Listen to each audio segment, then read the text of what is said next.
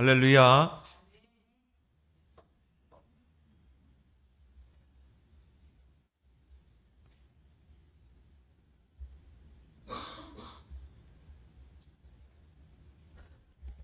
창세기 3장 아래 사는 이 세상 사람들은 이런 말을 자주 하죠.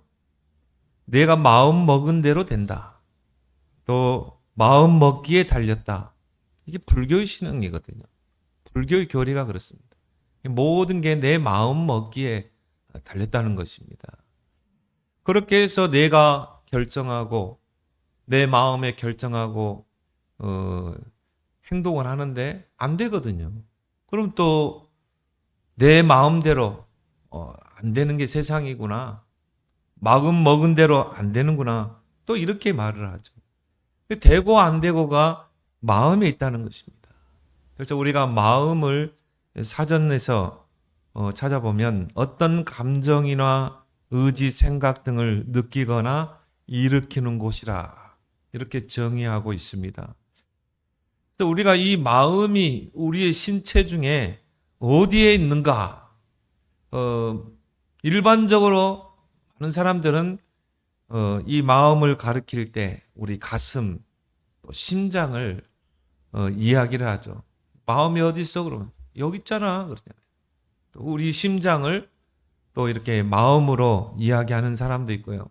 또 어떤 이는 이 가슴이 아닌 뇌에 있다고 주장하는 이들도 있습니다. 그런데 여러분은 아십니까? 저는 모르겠더라고요. 마음이 어디에 있는지, 발가락에 있는지, 뭐 가슴에 있는지, 그거는 몰라요. 왜? 눈에 안 보이기 때문에. 눈에 안 보인다고 없는 건 아니거든요. 분명히 불신자들도 마음이 있다고 이야기합니다. 그래서 마음은 장소적인 개념보다는 영역적인 개념으로 우리가 이야기를 해야 합니다. 마음에는 이 마음은 우리의 뇌, 지, 정, 의, 그 지정의를 작동하는 기능을 하죠. 그래서 우리가 배운 것, 우리가 경험한 게 이게 다 뇌에 저장되잖아요. 마음을 통해서 뇌로 저장되고 또 우리의 감정, 이런 것들이 다 마음에서 나오는 것입니다. 우리가 기쁠 때 기쁘고 슬플 때 슬프고 이게 다 마음의 기능이거든요.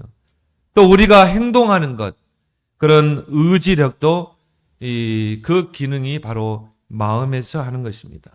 그래서 지정의, 무엇이 들어가서 이 뇌에 각인됐는가? 또 우리가 살아오면서 어떤 감정을 가지고 살았는가? 또 어떤 삶과 행동을 가지고 어릴 때부터 자랐는가? 여기에 따라서 이제 각인, 뿌리, 체질이 달라지는 것입니다. 우리 아이들이 어릴 때부터 하나님의 말씀을 듣고 하나님의 말씀을 그 지식을 뇌에 각인시키고 또 하나님께 찬양하고 기도하면서 늘 기뻐하고 하나님으로 기뻐하고 또 뭡니까? 정말 하나님을 위해서 헌신하고 하나님의 나라를 위해서 행동하고 이런 것들이 우리 아이들의 이 뇌에 또 삶 속에 각인, 뿌리, 체질을 내려서 이제 인생의 작품이 나오는 것이죠. 그래서 우리가 이 지정의를 보고 인격이라고 그러잖아요. 그러니까 우리가 어릴 때부터 배우고 경험하고 또 살아오면서 감정, 행동 이런 걸 통해서 나의 인격이 형성되는 것입니다. 그래서 마음이 중요한 거죠. 오늘 잠언서 4장 23절에도 모든 지킬 만한 것 중에 더욱 마음을 지키라. 내 마음을 지키라. 생명의 근원이 이에서 남이니라. 그렇죠. 현대인의 성경에서 보니까 생명의 샘이 마음에서 나온다는 거죠. 샘은 뭡니까? 막 넘치잖아요. 여러분의 마음의 상태는 어떤 상태입니까? 어떤 이에게는요, 마음이 생명의 샘이 솟는 곳이요. 또 기쁨의 샘이요. 은혜의 샘이 되는가 하면 어떤 사람에게는 그 마음이요, 슬픔의 샘이요. 분노의 샘이요. 또 고독의 샘이요. 거기에 따라서요, 마음이 달라지는 거예요. 그 사람의 삶이 달라집니다. 어떤 사람은요, 늘 우울하고, 마음이 우울하고, 마음이 답답하고. 그거는 그 셈이, 그 마음 속에 들어간 게 셈이 돼서 감정으로 나오는 것입니다. 왜 사람을 살인합니까? 그 마음 속에 들어간 게 나오는 거죠. 그래서 마음을 지키라 이렇게 말하고 있는 것입니다. 그래서 우리가 마음을 지키라는 것은 무엇을 의미할까요? 세 가지 의미를 여러분이 오늘 본문에서 찾아내길 바랍니다. 첫 번째는 마음을 잘 다스리라는 것입니다. 왜 우리가 마음을 잘 다스려야 됩니까? 마음을 지으신 분이 하나님이기 때문에 그래요. 그래서 마음은 성삼위 하나님이 거하시는 좌소입니다. 하나님이 우리 마음에 거하시고 그 백성과 만나시고 또 그 백성에게 믿음도 주시고 또 때로는 힘도 주시고 때로는 우리에게 은혜도 주시고 이게 바로 마음이에요. 하나님이 거하시는 좌소. 그래서 하나님이 우리 마음속에 믿음을 주지 않으면 믿을 수가 없어요. 로마서 10장 9절 10절에도 보니까 내 마음에 믿으면 구원을 받으리라. 우리의 의지대로 믿어집니까? 아니죠. 하나님이 우리 마음속에 믿음을 줘야 돼요. 사람이 마음으로 믿어 의에 이르고 입으로 시인하여 구원에 이르느니라. 하나님이 믿음을 주지 않으면 우리 마음에 믿음을 주지 않으면 하나님이 믿어지지 않습니다. 그래서 하나님이 내 마음에 오셔야 돼요. 성령으로 오셔서 하나님을 깨닫게 해야 돼요. 예수 그리스도가 이런 분이구나 깨달음을 줘야 돼요. 믿음이라는 것은 깨달음이거든요. 아, 예수가 그리스도구나. 왕, 제사장, 선지자 그리스도구나. 인간의 근본 문제를 해결하신 그리스도구나. 우리 마음속에 하나님이 믿음을 줘야 되는 것입니다. 에베소 2장에 보니까 그 믿음은 하나님의 선물이다. 하나님이 우리 마음속에 찾아오지 않으면 믿어질 수가 없는 것입니다. 그게 마음이에요. 우리 마음이 얼마나 중요합니까? 그래서 마음은 쉼 없는 영적인 전쟁터입니다. 내 마음에 성령의 소욕을 쫓고자 하는 그런 소욕, 또 육체의 소욕을 쫓고자 하는 그런 마음, 이 두 마음이 서로 싸우는 거예요. 또 성령의 열매를 맺히고자 하는 그런 마음, 육체의 열매를 맺히고자 하는 그런 마음. 어떤 교인들은 보면요, 무늬만 기독교인, 삶을 보면요, 육신의 열매, 성령의 열매가 없어요. 성령의 열매는 뭐죠? 사랑과 희락과 화평과 오래 참음, 자비, 양선, 충성, 온유, 절제. 하나님은 우리 마음에 이 성령의 열매가 맺히구나. 사단이 가만둡니까? 또 우리 마음에는요, 육체의 열매, 돈이 최고야. 창세기 3장, 6장, 11장의 열매. 영적인 전쟁. 그래서 마음을 지키라는 것입니다. 로마서 7장에 보니까 우리 마음에 선을 행하려는 욕구가 있지만 또 죄를 범하려는 욕구가 있다. 하나님의 선을 쫓아 살려고 하는 욕구, 죄를 범하려고 하는 그 욕구, 또 우리 마음속에 하나님의 법과 죄의 법이 끊임없이 싸우는 것입니다. 우리는 하나님의 룰을 따라서, 하나님의 말씀의 법칙을 따라서 우리는 생명의 성령의 법을 적용을 받는 자잖아요. 그 법을 쫓아 살려고 하는데 우리 마음속에 또 뭐가 있어요? 죄의 법이 있다. 그래서 우리가 죄를 범하려고 하는 그 법. 이게 끊임없이 싸우는 것입니다. 그래서 로마서 7장 22절 24절에 바울은 그런 고백하죠. 내 속사람으로는 하나님의 법을 즐거워하되 내 속에 한 다른 법이 내 마음의 법과 싸워 죄의 법으로 나를 사로잡는 것을 보는도다. 야, 너 하나님의 법대로 살면 손해보잖아. 야, 세상 사람처럼 죄의 법을 쫓아라. 적당히 죄도 짓고 세상 사람들의 그 룰이 있잖아요. 적당하게 돈도 빼먹고 나는 이번에 그 잼버리 한번 보세요. 2조 넘게 들어갔고 1770억. 완전히 개판 만들어놨다. 거기에 기독교인들 없었겠습니까? 돈에 눈이 오듯 완전히 거머리 같은 존재들. 세계 창피거든요. 그런 하나님의 법대로 살면 그렇게 할 수가 없거든요. 그런데 죄의 법이 있어서 나를 죄 가운데로 사로잡아 오는 것을 보는도다. 오라 나는 공고한 사람이로다. 이 사망의 몸에서 누가 나를 건져내랴. 이 두 법이 계속 싸우는 것입니다. 서로 분쟁하는 것입니다. 영적인 전쟁터.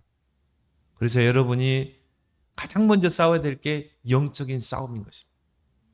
왜 우리가 7가지로 무장해야 됩니까? 왜 하나님의 전신갑주를 무장해야 됩니까? 왜 우리가 구원의 확신투구를 쓰고, 왜 우리가 믿음의 방패를 들고, 왜 우리가 의의 옷을 입고, 우리가 어떻게 이 검을, 말씀의 검을 쥐어야 되냐 이 말이에요. 우리 내면의 싸움 때문에. 그래서 성경에 보니까 이 두 싸움이 계속되면요 하나님의 일을 못하게 합니다. 왜? 서로는 매겨 있거든. 서로는 인생 늘 갈등하고 늘 분쟁하고 결론의 인생은 가보지도 못하는 거예요. 무엇을 먹을까 마실까 입을까 이 두 법이 싸우는 거죠. 그래서 예수님께서 말씀합니다. 마태복음 12장 25절에 분쟁하는 나라마다 황폐해질 것이요 분쟁하는 고을과 마을마다 어떻게 해요? 서지 못하리라. 우리 마음의 상태가 황폐된 상태. 그렇잖아요. 이번에 보니까 이 우크라이나에 얼마나 미사일을 쏴대가지고 완전히 마을이 다 초토화 됐어요. 건물이 하나도 없어요. 그게 전쟁입니다. 우리 마음속에 이런 전쟁이 끊임없이 일어나면 어떻게 돼요? 우리의 영적 상태가 황폐되는 거예요. 우리의 마음의 상태가 황폐되는 것입니다. 분쟁하는 고을마다 서지 못할 것이요 분쟁하는 나라마다 황폐하게 되리라. 영적 전쟁에 승리하길 바랍니다. 영적 전쟁에 승리하면 평화가 임하잖아요. 전쟁이 일어나면 서로 간에 파괴되고 황폐되지만 전쟁에서 이기면 어떻게 평화가 와요? 여러분이 영적 전쟁에서 승리하면 우리 마음에 평화가 오는 것입니다.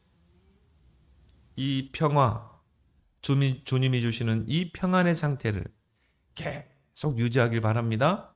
그래야 우리가 하나님의 일을 할 수 있어요. 잠언서 16장 23절에 노하기를 더디하는 자는 용사보다 낫고 자기의 마음을 다스리는 자는 성을 빼앗는 것보다 나으리라. 자기의 마음을 다스리는 자는 성을 빼앗는 것보다 나으니라. 성을 빼앗아 놓고 마음을 다스리지 못하면 어떻게 돼요? 사울왕처럼 되는 것입니다. 사울왕이요, 이스라엘의 초대 왕이 얼마나 큰 축복을 받았습니까? 이스라엘의 가장 첫 번째 왕이 하나님이 택한 왕이 사울왕이라. 사울왕이 기름 부음을 받고 처음에는 하나님 의지하고 하나님의 능력으로 전쟁에서 승리하고 그리고 이스라엘을 강대국으로 만들고 처음에는 그런 왕이었어요. 그런데 다윗을 왕궁으로 부르면서부터 이제 이때부터 사울왕이 어떻게 돼요? 완전히 악신이 들려가지고 그래야 뭡니까? 밤마다 번뇌하고 어떻게 하면 다윗을 죽일까? 이런 데에만요 온통 마음과 생각이 다 쏠려 있는 것입니다. 그러니까 어떻게 돼요? 영적 상태 어떻게 되겠습니까? 마음의 상태가 어떻게 돼요? 완전히 황폐하게 돼요. 하나님이 부르는 그 악신이 사울에게 임하며 그렇게 되는 거예요. 문제를 만나면 하나님 앞에 기도해야 되는데 엔돌에 신접한 무당을 찾아가잖아요. 왜? 마음이 번뇌하니까. 마음이 막 갈팡질팡하니까. 마음을 길들이지 못해서 결국은 살인까지 하게 되잖아요. 무차별 살인하잖아요. 경찰에 붙잡아 놓고 왜 죽였냐고 사람을 칼로 찔렀냐고 그러니까 하는 일마다 안 돼가지고 그게 막 분으로 쌓인 거야. 도 있는 사람들 백화점에 도 있는 사람들이 물건 사는 게 크게요. 꼴 보기 싫은 거야 한마디로. 그러니까 미리 사전에 딱 답사하고 살인 계획을 한 것입니다. 무차별적으로 찌른 거예요. 마음을 길들이지 못하면요 결국은 살인으로 가는 것이죠. 그래서 마태복음 15장 19절에 마음에서 나오는 것은 악한 생각, 살인과 간음과 음란과 도적질과 거짓 증언과 비방이니 이런 것들이 사람을 더럽게 하느니라. 우리 마음을 더럽게 하느니라. 이게 다 어디서 나와요? 마음에서. 그래서 우리는 마음을 지켜야 돼요. 마음을 길들여야 될 줄 믿습니다. 요한복음 13장 2절에 보니까 마귀가 벌써 가룟 유다의 마음에 예수를 팔려는 생각을 넣으니라. 마음이 완전히 마귀에게 장악된 것입니다. 그래서 마귀가 그 마음속에 들어간 거예요. 그렇게 생각을 완전히 사로잡는 것입니다. 어떤 생각이요? 예수를 팔아넘길 생각. 우리 마음은 쉼없는 영적인 전쟁터다. 그럼 우리의 마음을 어떻게 우리가 다스리고 길들일 것인가? 이거는 우리의 의지로 될 수 있는 게 아닙니다. 불신자들은요, 그 마음을 길들이기 위해서 어떻게 합니까? 막 명상도 하고 비워라. 결국은 네 마음의 분쟁은 결국 욕심 때문이야. 집착 때문이야. 비워야 돼. 그건 내 방법으로 되던가요? 안 되게 돼 있어요. 무라는 존재가 어떻게 될 수 있습니까? 무라는 거는 뭐 존재감이 없는 상태예요. 그럼 어떻게 됩니까? 그러면 숨까지 멈춰야지. 코도 막고 입도 막아야 돼요. 살려고 하는 욕구가 생기잖아요. 우리 의지로, 우리 방법으로는 우리 마음을 길들일 수가 없어요. 하나님의 방법으로 우리 마음을 길들일 수 있는 줄 믿습니다. 왜요? 마음을 지으신 이가 하나님. 그래서 하나님의 방법이 뭡니까? 말씀에 집중하라는 것입니다. 하나님의 말씀에 집중해서 내 마음을 길들여야 돼요. 히브리서 4장 12절에 하나님 말씀은 살았고 운동력이 있어. 좌우의 날성검이어서 혼령 관역 골수를 찔러 쪼개고 마음과 생각을 지킨다고 그랬어요. 하나님의 말씀. 하나님의 말씀으로 나의 마음을 길들일 수 있는 것입니다. 그래서 시편 119편 9절에 청년이 무엇으로 그의 행실을 깨끗하게 하리요? 주의 말씀만 지킬 따름입니다. 나는 이 말씀을 보면서요. 주의 말씀만 지킬 따름입니다. 그 말은 뭐죠? 하나님 말씀만이 나의 마음을 지킬 수 있다는 것입니다. 특히 청년의 때 하나님에게 붙잡혀서 하나님께 쓰임받는 사람이 있는가? 세상에 붙잡혀서요. 세상 길로 가는 그게 청년의 때입니다. 그래서 신앙생활 잘하다가 청년 때 거의 신앙을 잃어버리는 경우가 많아요. 교회에 지금 청년들이 없어집니다. 우리 김단 랩런트가 교회에 와서 지났다. 하나님 보실 때는 얼마나 기뻐하겠습니까? 청년은 정말 정욕이 넘치는 시기 아닙니까? 그런데 내 주의 말씀으로 나의 마음을 다스리고 나의 삶을 길들인다는 거 얼마나 큰 축복입니까? 특히 복음에 집중해야 돼요. 또 하나님 방법이 뭡니까? 기도에 집중해야 돼요. 빌립보 4장 6절 7절에 아무것도 염려하지 말고 모든 일에 기도와 간구로 너희 구할 것을 감사함으로 하나님께 하라. 그래야 하면 뭐라고 그랬죠?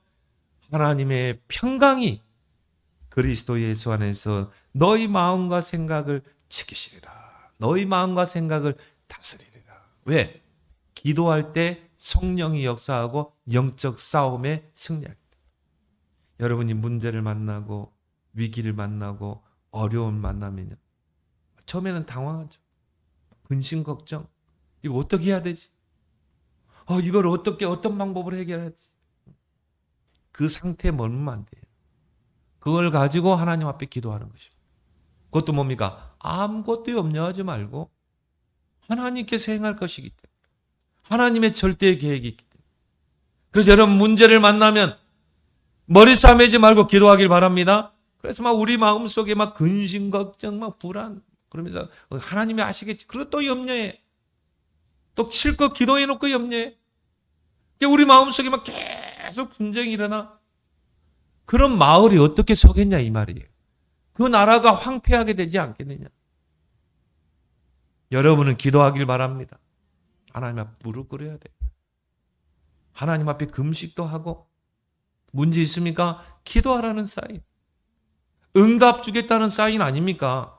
어느 정도 기도하면 돼요? 영적 싸움에 승리하기까지. 그게 평안입니다. 전쟁이 치열하게 되면요. 서로 파괴가 나요. 황폐하게 돼요. 무너져요. 전쟁에 승리하면 어떻게 돼요? 평화가 와요. 여러분 내면에 여러분이 하나님 앞에 무릎 꿇고 기도하고 하나님의 도우심을 간구할 때 성령께서 역사하시는 것입니다. 여러분 마음속에 불안을 주고 근심 걱정을 주는 사탄을 몰아내는 것입니다. 하나님의 평강이 그리스도 예수 안에서 너희 마음과 생각을 다스리다. 기도하면 평안해집니다. 기도하면 확신이 생깁니다. 하나님이 하신다. 그런 상태가 돼야지 여러분 내면이. 근심하고 걱정하고 머리 싸매고 고민하고 사울처럼 번뇌가 하고 인본주의 쓰고 꼭 그런 상태가 돼야 되겠습니까? 그렇게 해서 서론 인생, 서론으로 인생 마감하는 인생. 사울하고는 결국은 자결해서 죽잖아요. 얼마나 비참한 인생입니까? 하나님의 평강이 그리스도 안에서 너희 마음과 생각을 지키시오. 기도하길 바랍니다. 기도하지 않고는요, 우리의 마음을 다스릴 수가 없어요. 그래서 모든 병의 원인이 스트레스라고 그러죠. 여러분이 그런 문제, 막 사람 때문에 오는, 환경 때문에 오는, 남편 때문에, 자식 때문에, 그것 가지고 막 번뇌하고 근심하고, 그러면 막 스트레스가 막 오고. 그래서 병이 되는 것입니다. 그리고 정신병, 노이로제, 육신의 질병. 하나님의 방법으로 길들일 수 있어요. 은혜에 집중해야 돼요. 은혜 받는 것에 우선순위를 둬야 돼요. 히브리서 13장 9절에 마음은 은혜로 굳게 함이 아름답고, 우리 마음은 어떻게 해야 돼요? 은혜로 굳게 해야 돼요. 은혜 속으로 들어가야 돼요. 은혜 받으면 마음이 강해집니다. 디모데후서 2장 1절에 은혜 속에서 강하라. 그리스도 예수 안에 있는 은혜 속에서 강하라. 여러분 은혜 받으면요 마음이 강해집니다. 은혜 받으면 생각도 달라져요. 이거 하나님이 하시겠구나. 은혜 받으면 보는 눈도 달라져. 이거는 문제 아니야. 하나님이 해결하셔. 사람이 바뀝니다. 은혜 받으면. 그래서 고린도후서 6장 2절에 보라 지금은 구원받을 만한 때요 은혜 받을 때로다. 은혜 받을 기회를 놓치지 말아요. 히브리서 4장 16절에 때를 따라 돕는 은혜를 얻기 위하여 은혜의 보좌 앞에 담대히 나아가라. 은혜 받는 자리는 양보하지 말라. 여러분이 하루를 시작할 때요 은혜 받는 시간이 반드시 있어야 됩니다. 아침에 여러분이요 말씀 속에서 기도 속에서 진짜 은혜 받는 시간을 가져. 그 속에서 하나님 주는 영적 힘을 가지고 하루를 살아보세요. 그 에너지가 하루 종일 갑니다. 아침에 내가 하나님께 집중할 때. 그래서 다윗은 뭐라고 그러세요? 내가 새벽을 깨우리로다. 다윗은 아는 거예요. 말씀 집중, 기도 집중, 은혜에 집중해라. 그걸 통해 우리 마음을 다스려야 돼. 여러분의 의지로 명상한다고 그게 다스려집니까? 더 악한 결과를 가져오는데. 그 세상 방법이에요. 우리는 말씀 속에, 기도 속에, 은혜 속에 들어가야 될 줄 믿습니다. 하나님 평강이요. 늘 우리 마음과 생각을 다스리도록. 두 번째, 우리 마음을 지키라는 걸 뭘 말하죠? 마음을 치료하라는 것입니다. 우리가 자라온 환경에서 받은 상처들이 있습니다. 특히 가정에서 그 가정의 배경 속에서 받은 상처들이 있어요. 나도 모르게 내 안에 상처가 있는 것입니다. 상처 없는 사람 없어요.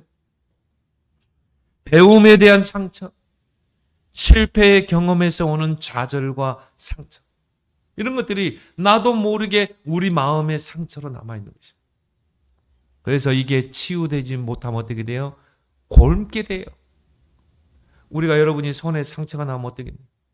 치료하지 않으면 어떻게 돼요? 골마 터집니다. 골마서 터지게 돼요. 세균이 들어가요. 바이러스가 침투돼요. 그래서 더 큰 질병으로 가죠. 확산됩니다. 상처를 건드리면 아프죠. 여러분, 상처 누가 건들면 아픈가요? 어떤 사람은 내 상처를 건들면 넘어가는 사람이 있어요. 그래, 뭐 그럴 수 있는 거지. 넘어가는 사람. 치유된 사람.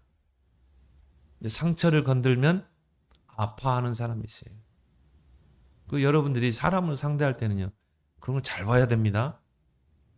그것 때문에 막 관계가 멀어지기도 하고, 그것 때문에 평생 나를 힘들게 하는 사람들. 왜? 상처를 건드렸거든. 여러분, 사람 관계할 때도요, 그거 잘 봐야 돼요. 그 사람이 내면에 숨은 상처가 있어요. 이게 치유받지 못하면 어떻게 돼요? 사탄의 통로가 되는 것입니다. 그래서 에베소 4장 27절에 마귀로 하여금 틈을 주지 마라. 분을 내어도 해를 넘기지 마라. 마귀로 틈을 타지 못하게. 그걸 가지고 어떻게 돼요? 사단이 틈을 타요. 우리 마음속에 막 분노.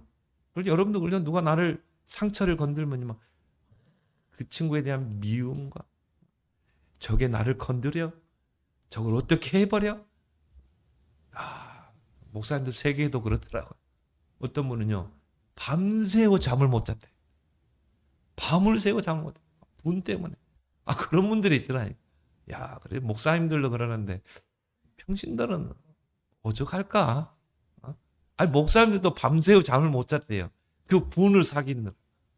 어떤 분은요, 막 소화가 안 돼가요. 위가 상하고. 야, 목사님들도 그러는데. 영적인 일을 하는 목사님도 저러는데 평신도는 오직 않다. 왜? 나의 상처를 건드렸다. 나의 아픈 상태를 찔렀다 이 말이죠. 이게 사탄의 통로가 되는 것입니다. 이게 분을 내어도, 여러분, 부부싸움도 마찬가지입니다. 그냥 싸울 수 있어요. 왜? 남편이 내 상처를 건들 수 있고, 나의 가장 약한 부분, 아내가 남편의 가장 약한 부분을 건들 수 있거든. 근데 해를 넘기지는 마세요. 해를 넘기게 됩니다. 서로 서운해집니다. 멀어집니다. 그래서 이혼하는 가정이 얼마나 많습니다. 그래서 사탄으로 하여금 통로로 삼지 마라. 우는 사자같이 두루다니며 삼킬 자를 찾고 있다고 그래요. 우리의 마음속에 이런 상처들이요, 치유되지 못하면 어떻게 돼요? 마음의 병이 되는 것입니다. 그 마음의 병이 치유되지 않으면 사탄의 통로가 돼요. 그렇게 해서 이게 나중에 더 큰 것으로 옮겨집니다. 노이로제, 또 정신병. 그래서 공황증에 시달리기도 하고,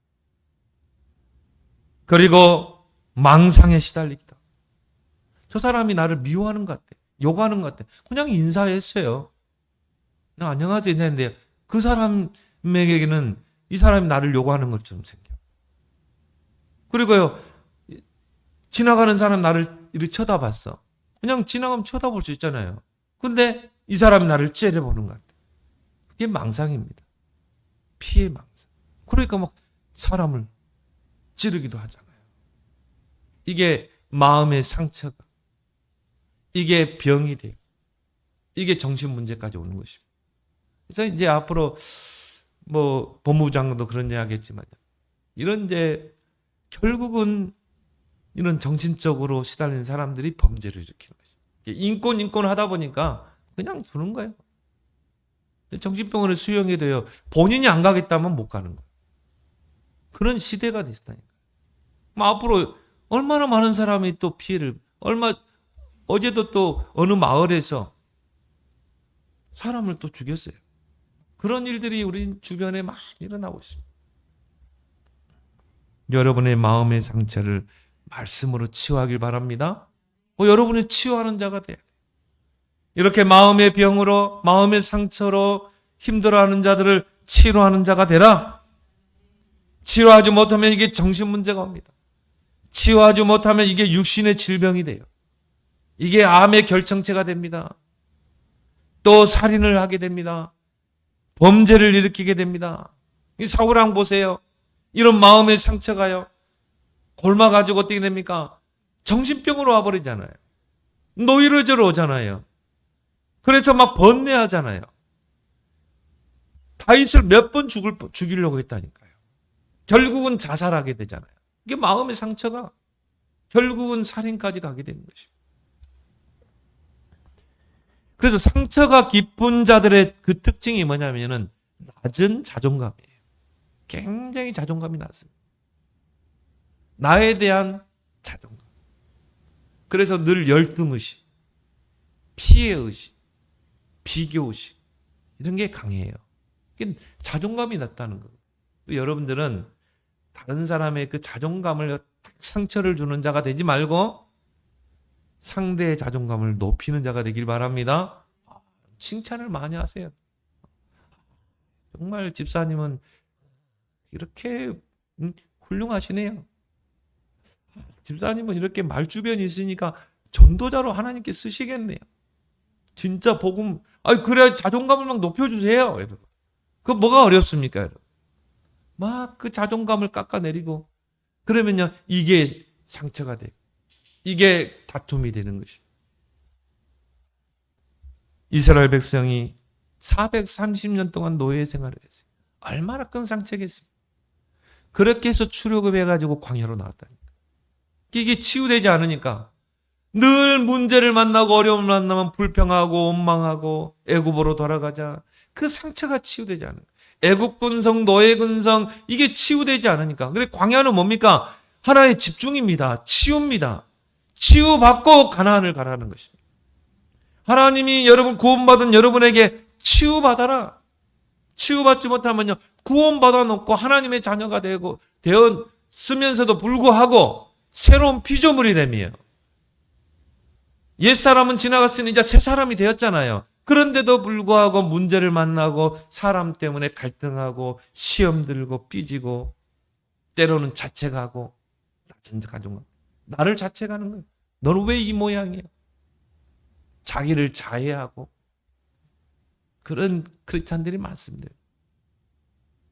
넘어서길 바랍니다. 출애굽기 3장에 하나님이 늙은 모세에게 찾아오고 모세야 내가 너를 내 백성 이스라엘을 건질 자로 너를 세우겠다. 하나님 보낼 만한 사람을 보내십시오. 나의 형편을 보세요. 나이 80이에요. 내 몸도 지탱이 못해서 지팡이 짚고 다니는데 내가 어떻게 바로왕 앞에 갑니까? 그리고 나는 도망자 아닙니까? 나는 살인자요. 도망자입니다. 지명수배자입니다. 애굽의 지명수배자인데 내가 바로왕 앞에 가라고요? 완전 열등의식, 피해의식, 비교의식. 보낼 만한 사람만 보내십시오. 하나님 뭐라 하세요? 내가 능한 손으로 너와 함께 할게.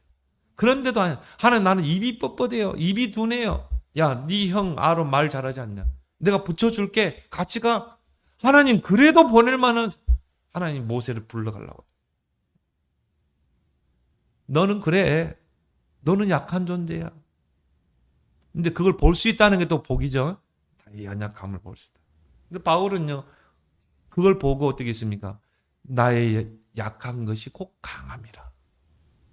내가 약할 때 하나님의 능력이 내게 머물게 하라. 약하기 때문에 그리스도가 필요한 거 아닙니까? 어떻게 우리 마음을 치료할 수 있습니까? 성령의 임재 속으로 들어가야 돼요. 우리 의지로 치유할 수 없습니다. 이사야 61장 1절에 주 여호와의 영이 내게 내리셨으니 이는 여호와께서 내게 기름을 부으사 가난한 자들에게 아름다운 소식을 전하게 하려 하심이라. 나를 보내사 마음이 상한 자를 고치며 포로된 자에게 자유를, 갇힌 자에게 노임을 선포하며 여호와의 은혜의 해를 선포하고 모든 슬픈 자를 위로하되 죄를 대신하여 기쁨을, 슬픔을 대신하여 찬송을, 근심을 대신하여 의의 나무를 심게 하랴. 여호와의 성령이 내게 임하 슬픔이 변하여 찬송이 되고 또한 근심이 변하여 기쁨이 되는 역사가 일어날 줄 믿습니다. 그래서 우리는 순간순간 성령의 임재 속으로 들어가야 돼요. 성령은 인격적인 분이십니다. 왜? 삼위 하나님이기 때문에 지정의를 가지고 계셔요. 그래서 우리를 가르치십니다. 우리를 지도하십니다. 또 성령은 감정이 있는 분이에요. 우리가 기뻐할 때 성령도 기뻐하십니다. 우리가 슬퍼하면 성령도 슬퍼하십니다. 우리에게 기쁨을 주시는 분은 성령이에요. 우리를 위로하시는 분은 성령인 줄 믿습니다. 그리고 의지를 가지고 우리와 함께 일하십니다. 그게 성령 하나님. 그리고 우리는 그 성령의 임재 속에 순간순간 들어가야 돼요. 그래서 마음을 치료하라. 그리고 마지막으로 뭡니까? 마음을 강하게 해야 됩니다. 강심장이 돼야 돼요. 사탄이 틈타지 못하도록. 사단이 한 길로 왔다 7길로 도망갈도록. 이놈은 바늘로 찔러도 들어가질 않아. 왜? 마음이 강하니까. 그러면 어떻게 돼요? 포기하고 가는 거예요. 항복하고 가는 것입니다. 이 친구는 건들 수가 없어. 왜? 강심장이거든. 문제를 줬는데요. 흔들리지 않아. 욥을 보세요. 오히려 하나님께 영광 돌리잖아요. 우리 몸이 올 때 빈손으로 오는데 가는 것도 빈손으로 가는 거 아니냐. 주시는 것도 하나님이요. 거둬가시는 분도 하나님이요. 나는 하나님께만 영광 돌린다. 내가 육체 밖에서 여호와를 보리라. 사탄이 감당치 못할 자. 왜? 마음이 강하고 강심장이기 때문에. 그래서 우리 마음에 견고한 하나님의 망대를 만들어라. 고린도후서 10장 4절 5절에 사탄의 견고한 망대를 무너뜨리고 견고한 진을 파는 하나님의 능력으로 무장하라. 하나님의 망대를 탁 만들어야 돼요. 여호수아 1장 6절에 마음을 강하게 하라. 담대히 하라. 모세가 죽었어요. 가나안 정복도 못하고 광야에서 죽은 것입니다. 하나님께서 여호수아를 불렀어요. 이제 내 백성을 데리고 네가 가나안에 들어가라. 얼마나 두렵겠습니까? 얼마나 모세는 진짜 카리스마 있는 지도자 아닙니까? 거기에 수종드는 자가 여호수아였어요. 근데 모세가 죽어버린 거예요. 가나안 땅까지 가지 못하고. 여호수아가 그 백성들을 데리고 가나안 정복을 해야 돼요. 얼마나 두렵겠습니까? 얼마나 근심 걱정이 있겠습니까? 하나님 뭐라고 그러세요? 여호수아에게 찾아와서 너는 마음을 강하게 하라. 마음을 담대히 하라. 왜? 이 백성 데리고 가나안 정복해야 돼. 가나안에 정착해야 돼. 그러면서 약속하신 것이 있습니다. 내가 너에게 가나안 땅을 이미 너에게 주었다. 그 약속의 땅을 너에게 이미 주었노니 너는 마음을 강하게 하라. 담대히 하라. 그러면서 하나님의 말씀을 주야로 묵상하라. 그러면 내가 행할 것이다. 그러면서 또 이야기하죠. 마음을 강하게 하라. 담대하라. 두려워하지 말라. 놀라지 말라. 왜 하나님께서 구원받은 그의 자녀에게 광야를 허락하십니까? 광야는 거친 길입니다. 한 번도 가보지 않는 인생의 길입니다. 그 거친 광야길로 내몰아서 믿음을 연단시키는 것입니다. 마음을 강하게 하는 것입니다. 그리고 큰 그릇은요, 많은 어려움, 위기를 하나님 주시는 것입니다. 여러분에게 어려움이 있고 위기가 있고 문제 많습니까? 하나님을 여러분을 길들이고 있는 것입니다. 연단하고 계시는 것입니다. 강심장으로 만들어내는 것입니다. 그래서 각인 뿌리 체질을 다 바꾸는 것입니다. 우리 애굽 근성, 그 노예 근성, 우리 안에 있는 상처들 다 바꿔야 돼요. 그래야 가나안 정복을 할 수 있는 것입니다. 역대상 20장 12절에 아람 군대, 모압 군대, 마온 군대가요 연합을 해서 이스라엘을 쳐들어왔어요. 그때 여호사밧이 하나님 앞에 기도합니다. 하나님, 우리를 대적하러 오는 저 적군들을 우리는 어떻게 할 수도 없습니다. 어떻게 이길 수도 없습니다. 숫자적으로도 병기로도. 그래서 오직 주만 바라보나이다. 그렇죠? 그래서 하나님이요 우리를 광야로 가게 하는 것입니다. 오직 주만 바라보나이다. 신명기 8장 2절에 내 하나님 여호와께서 40년 동안에 내게 광야길을 걷게 하신 것을 기억하라. 하나님이 왜 이스라엘 백성을 40년 광야길을 걸게 했어요? 거기서 각인 뿌리처리를 다 바꿔야 되겠다. 그리고 이스라엘 백성을 낮추고 오직 하나님만 바라보도록. 그래서 하나님이여 언약궤를 따라가라. 성막 중심으로 가라. 그렇게 해서 이스라엘 백성을 연단시켜서 가나안 정복의 강심장으로 만들어내는 것입니다. 그래서 욥이 그런 고백했죠. 욥기서 23장 10절에 내가 가는 길을 그가 아시나니 그가 나를 단련하신 후에는 내가 정금같이 되어 나오리라. 욥의 고난을 알죠? 욥은 동방의 큰 인물입니다. 하나님의 축복을 크게 받은 사람. 큰 그릇입니다. 돈도 많았고요. 부와 모든 걸 다 줬어요. 자녀들, 부를 다 줬어요. 누가 시기할 정도로 마귀가 시험할 정도, 시기할 정도. 그렇게 해서 하나님 앞에 하나님이 욥의 재산을 걷어가면 틀림없이 저주하고 떠날 것입니다. 한번 해봐. 욥은 절대 떠나지 않아요. 얼마나 큰 시련이 왔습니까? 강도들이 와가지고요 재산을 다 뺏고 불태워버리고 자식들, 종들 다 죽이고 자식까지 죽이고 몸에는 욕창이 생기고 병이 생기고 부인도 욕하고 떠났어요. 차라리 하나님 욕하고 떠나라, 죽으라 그랬어요. 자 보세요. 자식 잃어버렸지. 재물도 다 빼앗겼지. 부인까지 다 가고 내 몸에는 병들었지. 근데 그것이 욥을 단련하는 것입니다. 그래서 욥이요 그런 모든 것을 다 뛰어넘은 거예요. 나중에 어떻게 됐습니까? 하나님께서 욥을 정금 같은 신앙으로 딱 세우세요. 전보다 배로 하나님이 100배로 축복하셨어요. 그래서 누가 그래요. 그럼 욥의 마누라는 어떻겠을까? 틀림없이 욥이 새 장가 갔을 것이다. 왜? 그 배에 10배, 10 아들을 또 줬거든요. 하나님이 우리에게 이런 인생의 광야를 허락하셔서 우리를 강하게 하고 연단해서 하나님이 이제 우리는 237 치유 서밋 우리의 마지막 사명 237 치유 서밋 운동해야 돼요. 세 가지 뜰이 있는 언약 성전 세워야 돼요. 우리는 서밋 렘넌트를 키워내야 돼요. 이 마지막 미션을 우리를 통해 이루실 줄 믿습니다. 그래서 오늘 마음을 치료하라. 무엇보다도 너의 마음을 지키라. 이 말씀을 붙잡고 한 주간도 우리 마음을 치유하고 우리 마음을 굳건한 신앙으로 세우는 그런 한 주간 되기를 예수 그리스도를 축원합니다. 하나님 아버지 은혜를 감사합니다. 마음을 지으신 분은 하나님이시여 그 마음은 하나님이 거하시는 자소라고 하였습니다.